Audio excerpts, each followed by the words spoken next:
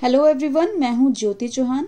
आज मैं इस वीडियो में क्लियर करूंगी what is algebraic expression and types of algebraic expression. ठीक है, what is algebraic expression? Collection of constant and literals. Literals means variables connected by one or more of the operation of addition, subtraction, multiplication and division.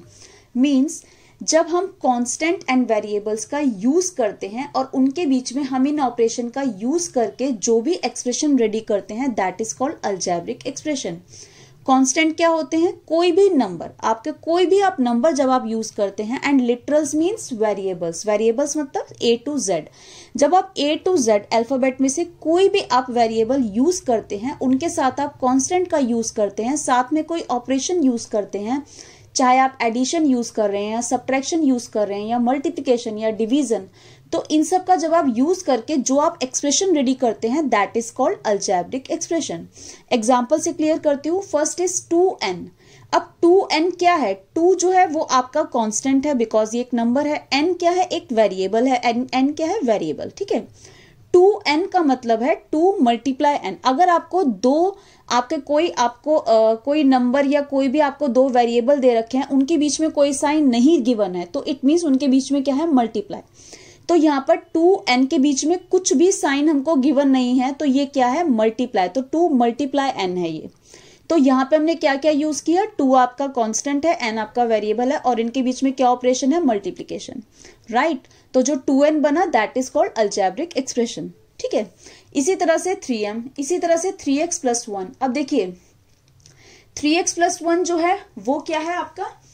3x का मतलब है 3 multiply x, क्योंकि 3 और x के बीच में कोई भी हमें गिवन नहीं है, कुछ भी, ना प्लस गिवन है ना माइनस गिवन है, तो इसके बीच में क्या है? मल्टीप्लाई और प्लस 1। अब यहाँ पे क्या क्या यूज हुआ है? 3 और 1, ये दोनों क्या है? कांस्टेंट। x क्या है? वेरिएबल। और यहाँ पे ऑपरेशन कौन कौन से यूज हुए हैं? एक तो मल्टीप्लिकेशन और एक आपका एडिशन।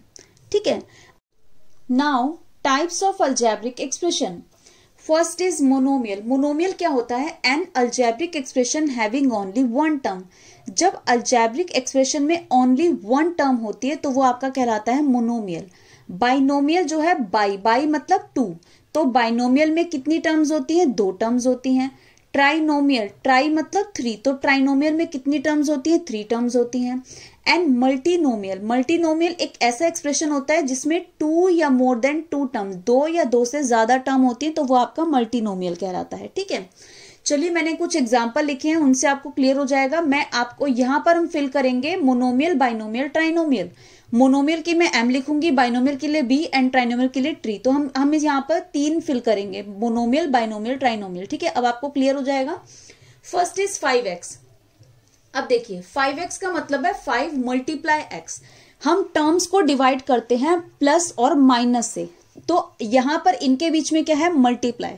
अगर कोई भी नंबर आपस में मल्टीप्लाई हो रहा है, कांस्टेंट वेरिएबल से मल्टीप्लाई हो रहा है, तो वो एक ही टर्म कहलाती है। मल्टीप्लाई या डिवाइड हो, वो एक ही टर्म कंसीडर करते हैं। तो 5x क्या है? एक ही टर्म, तो ये है आपका मोनोमियल। सेकेंड है 6/3y प्लस 2y। अब देखिए जब आपके क्वेश्चन में प्लस या माइनस करके कुछ भी आपका दूसरा जब ऐड होता है, जो भी आपका नंबर दूसरा ऐड होगा, सबसे पहले आप चेक करेंगे वेरिएबल, क्या वेरिएबल सेम है? तो यहाँ पर वेरिएबल है y, यहाँ भी वेरिएबल है y। अगर आपका नंबर कुछ भी हो, अगर आपका वेरिएबल सेम है तो वो एक ही टर्म मानी जाएगी। ठीक है, तो ये 6/3y प्लस 2y, ये प्लस लगने की वजह से ये 2 जरूर हुए, लेकिन वेरिएबल जो है वो सेम है।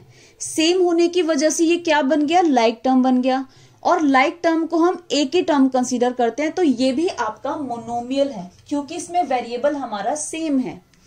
ठीक है, अब देखिए आगे क्लियर करती हूं। जैसे यहाँ पर है 4/3x² प्लस 7/2x प्लस 4। अब यहाँ पे वेरिएबल क्या है? यहाँ पे x² है, यहाँ पे x है, और यहाँ पे कोई वेरिएबल नहीं है। तो सबसे पहले हम डिवाइड करेंगे प्लस और माइनस पर। यहाँ पे प्लस से पहले ये है, ये आपकी एक टर्म, प्लस से पहले ये है, ये आपकी दूसरी टर्म, और प्लस के बाद ये है, ये आपकी तीसरी। तो यहाँ पे 3 टर्म्स हैं, तो तीन टर्म्स हैं, तो ये क्या बन गया? ट्राइनोमियल। तीनों टर्म्स में कोई भी वेरिएबल सेम नहीं है, इसलिए ये आपका क्या बन गया? ट्राइनोमियल। ठीक है, अब जैसे आपका एग्जाम्पल है 4x³ प्लस 7y। अब सबसे पहले आप क्या चेक करेंगे? वेरिएबल सेम तो नहीं है, यहाँ पे x³ है और यहाँ पर y, दोनों अलग अलग हैं। तो बीच में क्या है प्लस, तो प्लस के बाद ये आपकी एक टर्म, प्लस से पहले ये आपकी एक टर्म, टोटल कितनी टर्म्स है 2, तो 2 होने की वजह से ये क्या है, ये है बाइनोमियल। ओके, अब जैसे ये है 9x² plus 2x³ plus 3x² minus 4x, ठीक है। सबसे पहले हम क्या करेंगे, आप देखेंगे कोई वेरिएबल सेम तो नहीं है, x² यहां है, x³ x² x, देखिए x² और x² ये दोनों सेम है, तो इन दोनों को हम एक ही कंसीडर करेंगे, मतलब ये दोनों मिलके एक ही टर्म बनेंगी, ठीक है। दूसरी टर्म आपकी हो गई ये, और तीसरी टर्म आपकी हो गई ये दोनों मिलके क्या बन गई, एक टर्म बन गई। ये आपकी दूसरी टर्म, ये आपकी तीसरी टर्म, तो ये है आपका ट्राइनोमियल, राइट। अब जैसे next example 9/2x plus 4/y minus z, सबसे पहले क्या चेक करना है, वेरिएबल। यहाँ पर x है, यहाँ पे y है, यहाँ पे z, तीनों वेरिएबल अलग है। प्लस से पहले ये आपकी एक टर्म, माइनस से पहले ये आपकी एक टर्म, माइनस के बाद ये, तो इसमें 3 टर्म्स हैं, तीनों अलग अलग हैं, तो ये है आपका ट्राइनोमियल, राइट। जैसे 5a minus 3b² plus 7/2c², तो सबसे पहले आपको क्या चेक करना है, वेरिएबल। यहाँ पर a है, यहाँ पे b², यहाँ पे c², तीनों में वेरिएबल अलग अलग है। अब आप इजिली देख सकते हो, माइनस से पहले ये आपकी एक टर्म, प्लस से पहले ये आपकी एक टर्म, प्लस के बाद ये आपकी एक टर्म, तो कितनी टर्म्स है, 3 टर्म्स, तो ये क्या है आपका ट्राइनोमियल। ओके।